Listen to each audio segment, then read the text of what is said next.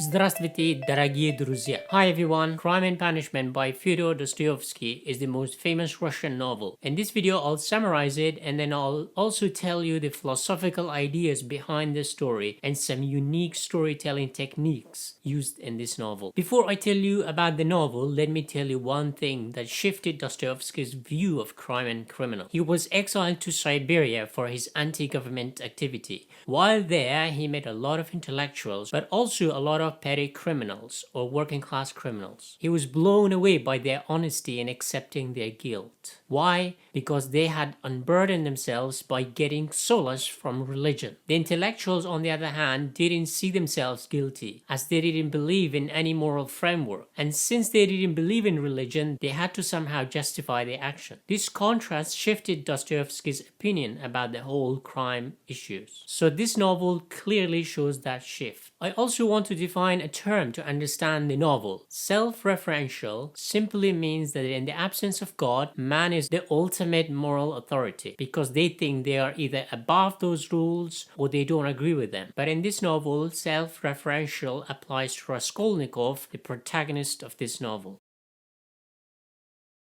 Crime and Punishment was published in 1866. You might be interested to know that the 1860s was a very productive year for Russian literature. Three of the most well-known Russian novels came out during that period: Turgenev's Father and Sons, Tolstoy's War and Peace, and Dostoevsky's Crime and Punishment. Funnily enough, all the titles are binary. Of course, there are other amazing novels that came out too, but these are the most famous ones. Maybe in another video, I'll discuss why 1860s came to be such a great decade in Russian literature. Now to our novel. Let me summarize the novel first. Raskolnikov is a former law student with big dreams in St. Petersburg. He wants to change the world. He wants to be like Napoleon. He wants to be a great figure in history. But his poverty means there is a big gap between his dream and reality. But recently, he has learned a few new ideas that have trickled down from Western Europe to Russia. The first idea is utilitarianism, developed by the English philosopher Jeremy Bentham and later refined by Stuart Mill. Utilitarianism teaches the greatest happiness for the greatest number of people. What Raskolnikov understands is that sometimes bad actions can be justified if it benefits more people. End justifies the means, so to speak. But who can decide if an action can be justified? Now here, Raskolnikov has learned another idea. God is dead. In the absence of God, extraordinary or great people, which he thinks is one, can set their own morality. What it means is that they cannot be held responsible for their own actions under the common moral or legal framework. This is called rationalism. These great extraordinary people transcend moral and legal boundaries, which must have influenced Nietzsche's idea of will to power, but I'll discuss that later. So our hero Raskolnikov is loaded with these two ideas. A, end justifies the means. B, great people are above law and morality. He sets his target on an old lady pawnbroker who exploits poor people like him. He calls her a louse, a greedy woman who sucks the blood out of the poor. So here Raskolnikov plays the idea of socialism too, as if her murder would be like a bloody revolution, justified to create an equal society, so to speak. For Raskolnikov, her murder is the first step to his great achievement. He wants to use her money to change his dire financial situation, and who knows, perhaps change the world too. He is ready. He has an axe as a physical weapon and two philosophical justifications. What could go wrong? Well, here comes the big twist. After murdering the pawnbroker, her sister shows up to put a spinner in the works. Raskolnikov thinks he has no choice, so kills her too. This has shaken him a lot. A confident young man moment ago now shakes like a willow tree. He steals some valuables, but not as much as he wanted. He gets to his room and develops fever and delirium. In the next few days, Raskolnikov goes back and forth whether to confess his crimes to the police or not. This all depends on how much they know or don't know. One day he returns to the scene of crime, clearly trying to be caught. But the next day he becomes rational again, trying to save himself. It appears inside him there's a titanic battle going on. One pushes him to confess his crimes to the police. The other force, his Western ideas, tell him that he is not guilty and has nothing to confess. This is the most torturous period in the young man's life. He faints a few times. He refuses to see his mother and sister when they show up in St. Petersburg to see him. In the midst of his internal turmoil, He meets Sonia, a prostitute whose father was killed in an accident, and Raskolnikov happened to be there. He gives his last bit of money to help her with her father's funeral. Raskolnikov feels a little bit of humanity in her, precisely because she is also an outcast due to her profession as a prostitute. He feels they are somehow the same in the eyes of society, both guilty. Then Raskolnikov acts weird again. He asks his best friend Razumkin, who seems to have guessed his secret crime, to take him to the detective who investigates the murder. Here we meet Detective Inspector Porfiry, who digs up an article Raskolnikov has written detailing his philosophy about extraordinary people and geniuses being above the law.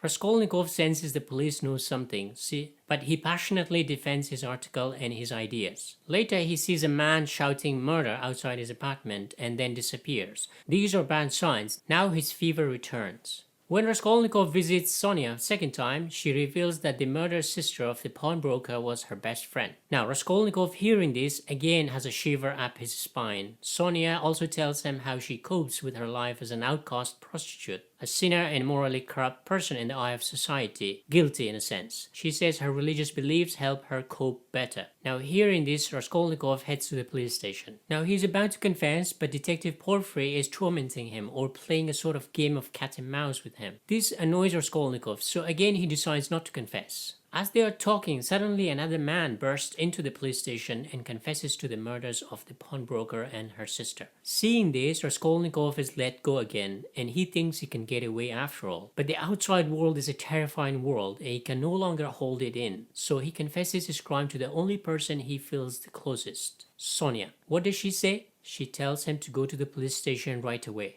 She is devastated that he's been torturing himself for this long. She tells him the sooner he confesses, the sooner ends his self-torture. But a sinister man who is trying to marry Raskolnikov's sister has been listening too. He tries to blackmail Raskolnikov to get his sister, but this backfires and the man commits suicide. Now Raskolnikov's sister also knows the truth. He decides it's time to confess. But Detective Inspector Porfiry tells him that he knows everything. This cocky attitude of the police makes Raskolnikov to take a defensive attitude and again tries to rationalize his decision not to confess. But then Sonia appears with a cross, and that seems to finally seal the deal, and Raskolnikov confesses to the two murders. He is sentenced to 8 years of jail time in Siberia. Sonia follows him there, but it takes Raskolnikov some time in prison to fully feel guilty. Finally, his new philosophical ideas and principles have melted away, ironically in the harsh, freezing winter of Siberia. He can finally sleep with a copy of the Bible. He's a free man. He's free from Western ideas in his own grand and dreadful dreams. So the circle is complete. Dostoevsky turned a pompous intellectual into a petty criminal, arguing that no matter how educated or grandiose your plans or thoughts are, we are all the same. We want comfort, mentally and physically.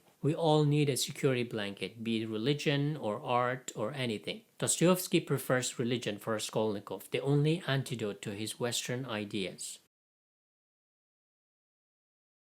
As I already discussed, Dostoevsky questions utilitarianism, rationalism, socialism, and many other isms for moral justification for selfish human actions. He's saying that in order to achieve a world-changing success, smaller sacrifices aren't okay. But in this case, it's not small, it's 2 women murdered. Napoleon had created this myth of great men who did great things, but they had to be ruthless. Dostoevsky suggests that Russians weren't really ready for these big ideas. For the time being, religion was the best answer at the time of distress. I think the novel emphasizes responsibility for one's action. Modern humans have learned to justify their actions based on some ideological principles, i.e. socialism, utilitarianism, liberalism, rationalism, fascism. What Dostoevsky is saying, you should strip yourself of all those ideas and take a hard look at yourself. In that sense, it's a very existential novel. Nihilism is another theme of the novel, the meaninglessness of modern life. We no longer believe in God and religious doctrines or divine power. We see ourselves as the ultimate power,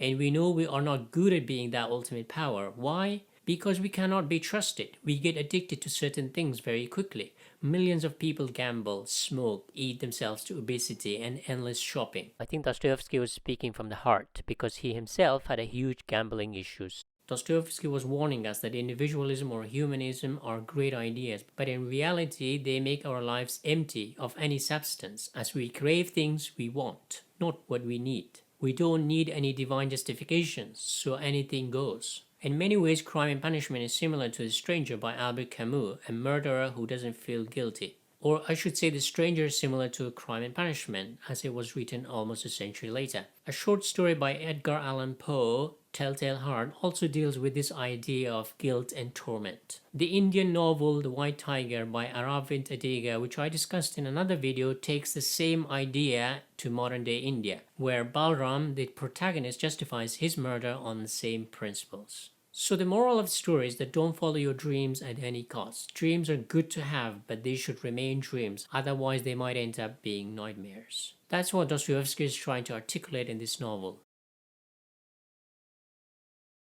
Now let me tell you about the storytelling of this novel, which is really interesting. Dostoevsky takes the genre of crime and puts it upside down. Crime fiction works either by who has done it, or how somebody has done it, or why somebody has done it. Dostoevsky cuts the bullshit and tells us all those things at the very beginning of the novel. We know it's Raskolnikov. We know why he's murdered the two women, and we know how he's done it. What is left is what goes on inside a criminal's mind. So this story is from inside out, his internal torment, anguish, and finally confession. Dostoevsky is not interested in the identity of the killer, he's more interested in the humanity or the darkness inside that person. He's like a geologist or archaeologist. He wants to know what makes human tick. I think this novel influenced a great many philosophers. Nietzsche for one, especially his existential philosophy. Many French existential philosophers such as Paul Sartre, Michel Foucault, and Albert Camus. You can trace the ideas back to Dostoevsky. It's a wonderful novel, one of my favorite Russian novels. It's terrifying, nerve-wracking, but also extremely rewarding. I don't know why I'm trying to sell it. I've just spoiled the plot.